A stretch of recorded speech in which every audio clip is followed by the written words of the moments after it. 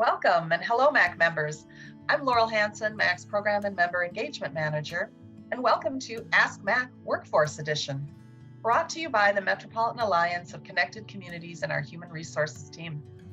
We know our network is faced with ongoing and incredible challenges when it comes to workforce. It's how we provide valuable services to the community. Our workforce challenges can create difficult hurdles for our organizations to operate sustainably. There can be complex and seemingly insurmountable barriers, but luckily we have an incredible HR expertise at MACC, and as a part of our network, you have access to that HR expertise. During this brief conversation, I'm joined by Theresa Bernard, Human Resources Generalist at MACC. Theresa brings her expertise to MACC and our members to provide the HR guidance they need to be successful. Thanks for joining me today, Theresa. Hi, Laurel. Thanks for having me. So during this chat, we are going to talk about compensation and pay equity and how that's a part of the value proposition for any employer. So we've heard from you that already in past conversations that there are best practices in how employers can enhance their value proposition to be in a stronger position for recruitment and retention. So let's dig in a little deeper, shall we? MACC members often feel strapped to elevate their compensation offerings, strapped by funding limitations and market competition that they simply can't attain. How can employer build an evaluation practice so they can at least benchmark themselves against the market?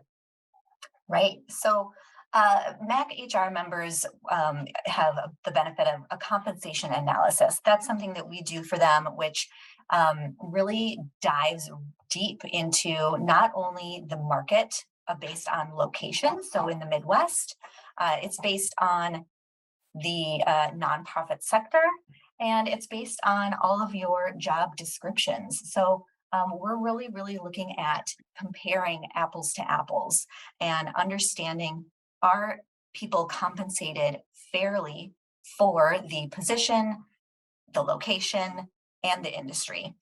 You can kind of do a mini version of that no matter what. There is data out there.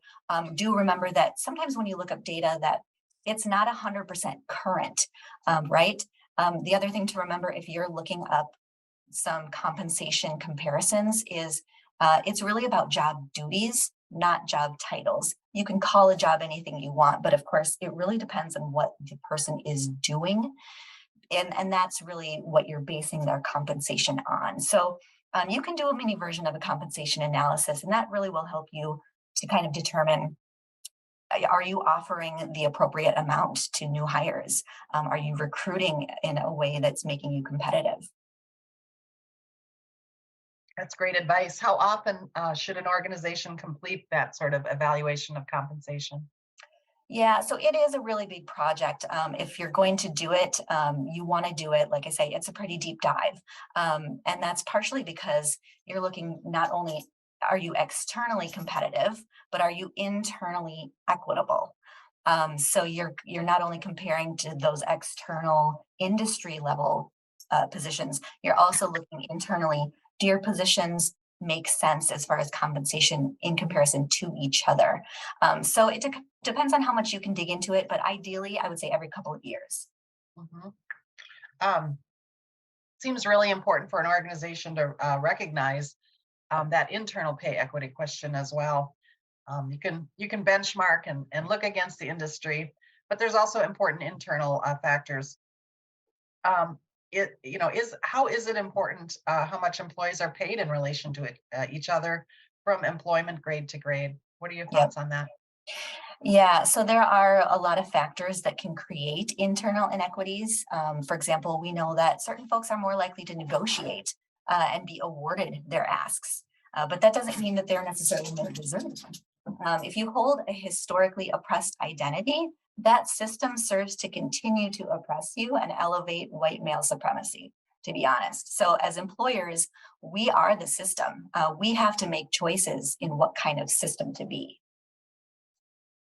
Yeah, those are great points, and important for organizations to hold space and take time to really consider those factors. Um, what changes have you seen MACC members make to their compensation policies in light of what they learned through these evaluation steps? Do you have any examples or experiences you can share? Yeah, inflation is kind of a hot topic right now, and I have seen some pretty sweeping changes to pay rates to address that. And while that means maybe very little in a pay increase for one person, it can add up to thousands of dollars more that an organization pays out every pay cycle. So it is a big commitment. And I see that our orgs definitely want to make that happen for their employees. And they do it when it's sustainable, but that's always the question, right? It's a balance of doing what you can without, endangering the organization itself. Yeah, it's a big undertaking. I appreciate your sharing some insights into what organizations have been looking at regarding their compensation and pay equity. It's all the time we have for today's discussion. It's been really interesting. I appreciate your time and insights, Theresa, and I look forward to our next conversation. MACC members, you're encouraged to visit the MACC website and our Ask MACC page of additional resources. You'll find a variety of information and links to helpful content, including more in this series of recorded HR interviews. So keep in touch. We're here to support you and our network of MACC members. Thank you. Have a great day and be well. Goodbye.